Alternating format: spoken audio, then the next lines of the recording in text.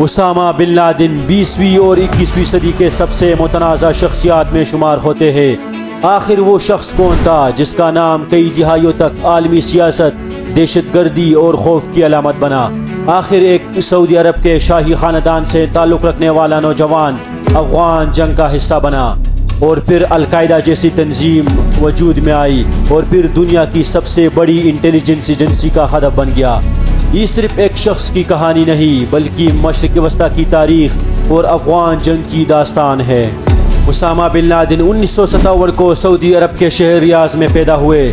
ان کے والد محمد bin Laden اس وقت سعودی عرب کے ایک تعمیراتی کمپنی کے مالک تھے۔ ابتدائی زندگی اسامہ بن لادن کی ایک مذہبی ماحول میں پروان چڑھی۔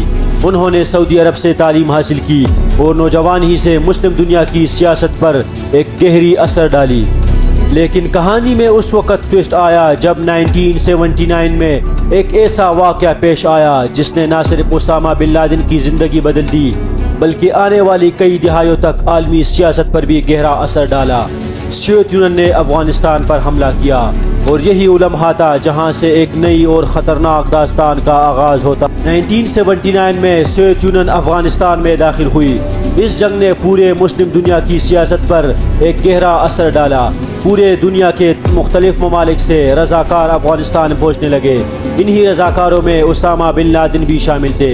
ابتدائی طور پر وہ براہ راست جنگ کا حصہ نہیں بنے بلکہ مالی معاونت کے زیر اثر سامنے آئے۔ اس دوران اسامہ بن لادن نے کئی جنگجو گروہوں سے تعلقات مضبوط کیے۔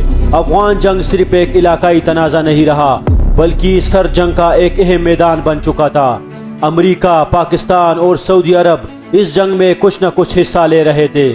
اس دوران کچھ لڑنے والے لوگوں کو مجاہدین بھی کہا جاتا تھا، لیکن جنگ کے بعد صورتحال بدل گئی۔ 1989 میں افغان سے سوویت یونین کے افواج واپس نکل گئے، لیکن تاریخ میں ایک بات ضرور لکھی جاتی ہے کہ 1988 کو اسامہ بن لادن اور ان کے ساتھیوں نے مل کر ایک تنظیم کا آغاز کیا جو بعد میں القاعدہ کے نام سے جانا گیا۔ اس تنظیم کا مقصد مختلف جنگجو نیٹ ورکس کو منظم کرنا تھا۔ سوویت یونین کے افغانستان چھوڑنے کے بعد اسامہ بن لادن نے بھی افغانستان چھوڑا، لیکن 1996 میں افغانستان میں پھر سے خانہ جنگی شروع ہوئی، اور اسامہ بن لادن نے یہ صورتحال دیکھ کر افغانستان کا رخ کیا۔ انہی برسوں میں القاعدہ نے بھی ایک منظم صورتحال اختیار کر چکی تھی۔ 1998 میں کینیا اور تنزانیہ میں امریکی سفارت خانوں پر حملے ہوئے، اور پھر 2000 میں یمن میں USS کول پر حملہ کیا گیا۔ دنیا اب اس نام کو سنجیدگی سے لینے لگی، لیکن ابھی سب سے بڑا واقعہ باقی تھا۔ 11 ستمبر 2001 یہ دن تھا جس نے جدید تاریخ کی بنیاد ہلا کر رکھ دی۔ امریکہ میں 4 مسافر طیارے ہائی جیک کیے گئے۔ 2 مسافر طیارے امریکہ کے ورلڈ ٹریڈ سینٹر سے جا ٹکرائے، تیسرا طیارہ پینٹاگون سے جا ٹکرایا، جبکہ چوتھا طیارہ پنسلوانیا میں گر گیا۔ اس نے پورے امریکہ میں خوف و ہراس کی ہوا پھیلا دی۔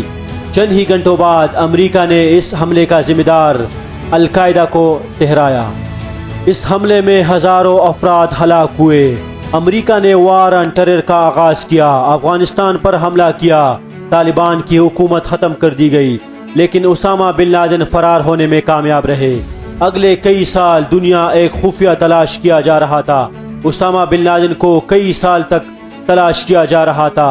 غاریں، سرحدی علاقے اور کئی جگہ پر اسامہ بن لادن کی تلاش جاری تھی۔ سن 2010 میں امریکی انٹیلیجنس ایجنسی نے ایک کمپاؤنڈ پر مشتبہ نظر رکھی۔ اس کی غیر معمولی سیکیورٹی نے شک پیدا کیا۔ یہ پاکستان کے شہر ایبٹ میں واقع تھا۔ وہاں نہ انٹرنیٹ تھا، نہ ٹیلی فون تھا، اور وہاں کے رہنے والے افراد بہت محدود رابطے میں تھے۔ اسی بنا پر انہوں نے شک پیدا کیا۔ 2 مئی 2011 کی ایک رات امریکی نیوی سیلز نے خفیہ کارروائی کی۔ یہ کارروائی چند منٹ ہی جاری تھی، اور بعد میں باراک اوباما نے اعلان کیا کہ اسامہ بن لادن مارے جا چکے ہیں۔ اس اعلان نے پوری دنیا میں ایک خوف و ہراس کی ہوا ختم کر دی۔ کچھ لوگوں کے لیے یہ ایک بڑی کامیابی تھی، لیکن کچھ لوگوں نے افسردگی کا اظہار